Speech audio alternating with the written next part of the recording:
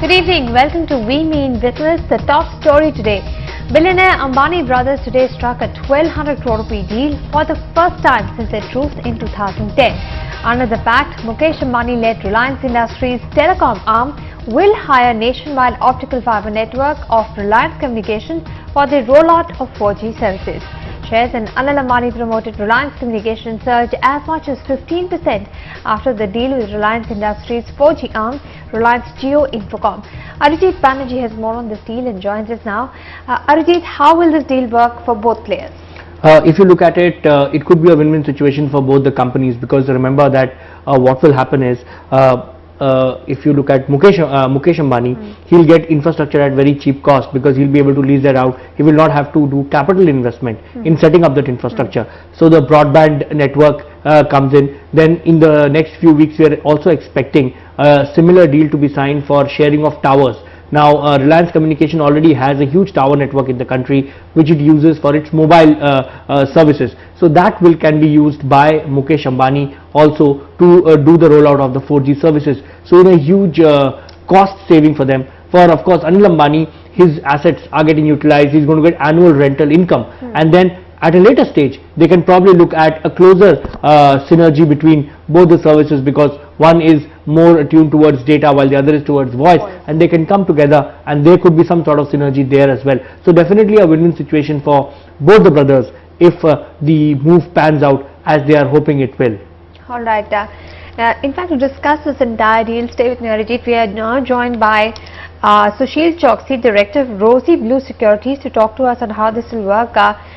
Mr. Choksi, to your mind, what's in this for Reliance Industries? Now, Arijit explains that a ready infrastructure has been made available, but this infrastructure was available even 2 years ago when it did manage to get hold of that spectrum. What took so long to your mind, and how much of a game changer is it going to be for Reliance Industries?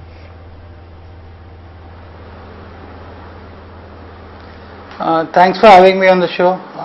My personal gut feel is it's a win-win situation for Reliance Industries right now, because they're able to capture the entire optic fiber network of Reliance Communication for a sum of 1,200 crores, which is more of a one-time fee right now.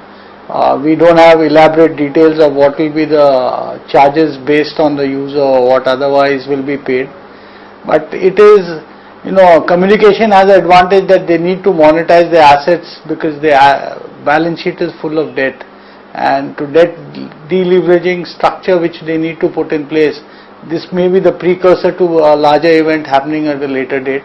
So Reliance Industry definitely is the pure winner, because they will be able to capture such a large network at a price which is pretty reasonable of 1,200 crores. So for Reliance Industries, Arijit, this is definitely a good move.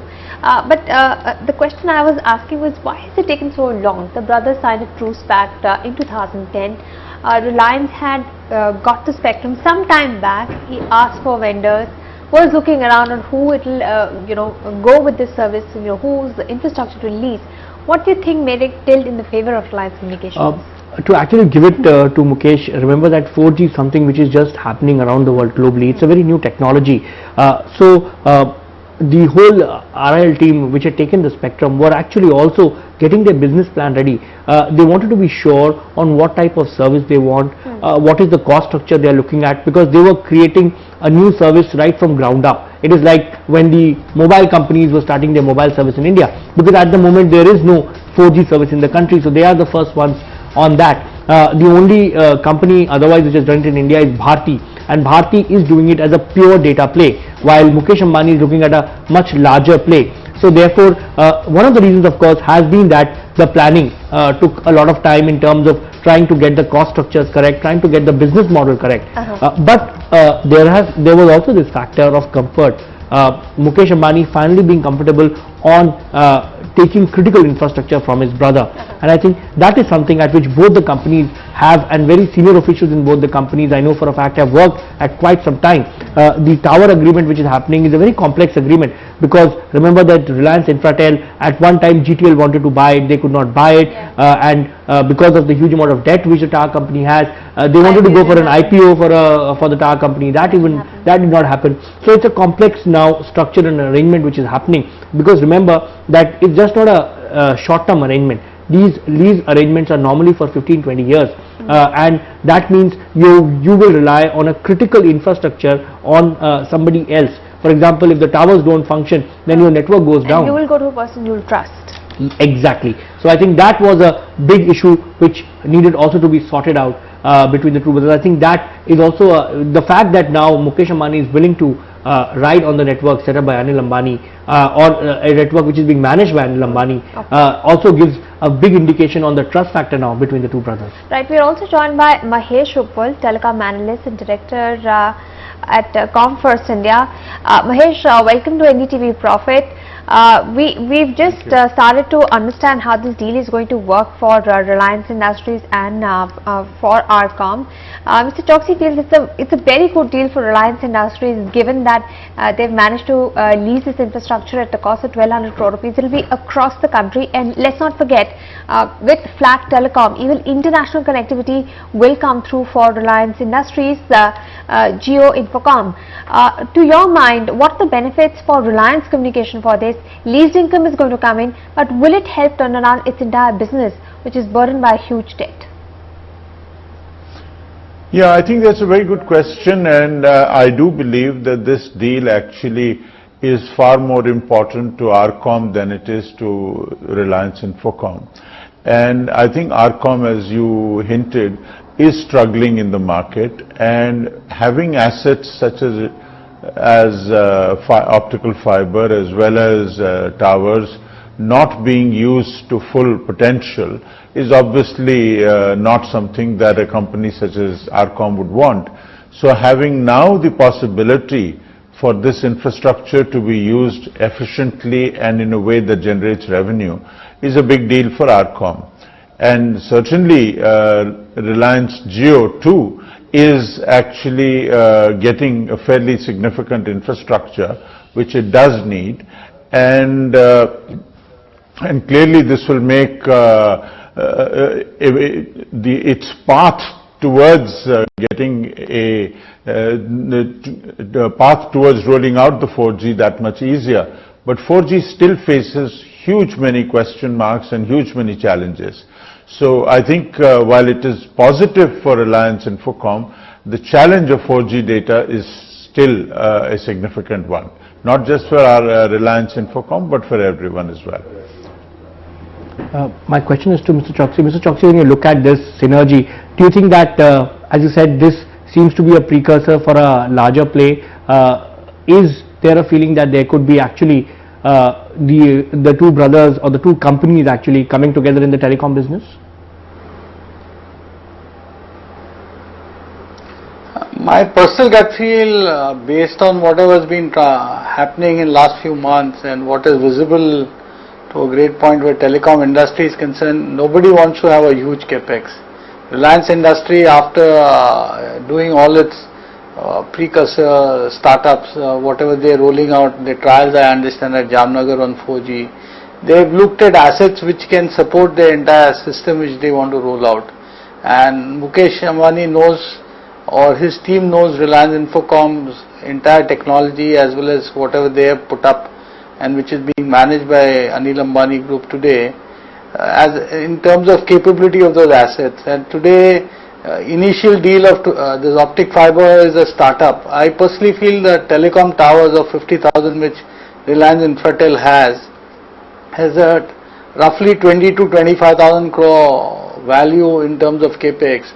My personal gut feel is Reliance Industries and Infocom may come into a synergy where they will be able to monetize this asset for anywhere between 1,250 to 2,500 crore kind of a revenue going forward. And I personally feel this can happen within a quarter or two, as soon as Reliance Industries is able to roll out their 4G. And if you look at today's current situation of Reliance Infocom balance sheet, enterprise value of 50,000 crore at today's market closing with 37,000 crore of debt. If they have this 1200 crore and they are able to do anywhere between 1200 to 2500 crore kind of a revenue based on this synergy, the asset will have a good support in terms of servicing for the large debt, and it will also start not only the equity market having a good positive feel, but the bankers and the financiers and huge capex which people have financed, even the shareholders will have a huge relief in terms of capability of these assets being properly put to use.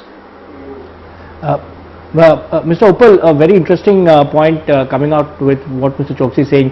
The huge amount of cost saving which RIL has in terms of the infrastructure rollout.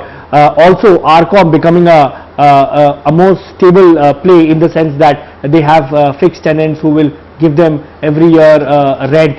When you look at this, what is the impact now which you think will be there overall on the telecom sector? Because the two brothers coming in would also mean a huge impact on other telecom companies. For example, the companies which are at the moment struggling with a lot of regulatory issues, they have huge cost burdens on them because of the money they paid for spectrum, the one-time fee, the upcoming spectrum auctions. So do you think that with these two brothers coming together it will be an unbeatable combination, and the other bigger players like Bharti, Vodafone, Idea will be now under increasing pressure? Yes, I think there are two parts. One is that Reliance Infocom as well as Reliance Communications together do present a fairly formidable challenge for the other players. Having said that, this challenge is certainly not coming in the next few weeks or months, and this deal certainly is not a deal that has an impact on the telecom sector as much as it has on the two companies. Remember that the kind of issues that the rest of the sector is facing are largely to do with spectrum and licensing, and this part of the deal has nothing to do with either. So it does not in any way impact the kind of issues that the other players are facing. But also remember that the other players are in, at least the major ones like Bharti, Vodafone, Idea, etc., are incumbents with huge advantages over RCom as well as Reliance Infocom, because they have some of the most lucrative customers in the business. And for Reliance, the biggest problem in the data services would be to actually acquire customers. Not people often think that the real challenge is simply the rollout of infrastructure, which it is. But there is the other part of the business which is about acquiring customers, which is a very long haul and a very expensive business. There, unfortunately, this deal will only have a marginal impact. So I do believe that while the incumbents would hardly ever think of wishing away the Reliance challenge, as it were, I don't think today's news would be something that would scare them very much. All right, Mr. Uppal and Mr. Choksi, thank you so much for joining us. Arijit, you too, for explaining to us this entire deal between Reliance Jio Infocom as well as Reliance Communications, how this deal will impact the telecom sector and what kind of offering will it give to customers. A lot will be told in the future ahead. We'll slip into a break, but there's lots more coming up for you on the other side of this break. When we come back, we have a very special discussion lined up on an overhaul of regulation in the financial sector. A report by the government appointed commission is out. We'll get you more details on that. Stay with us.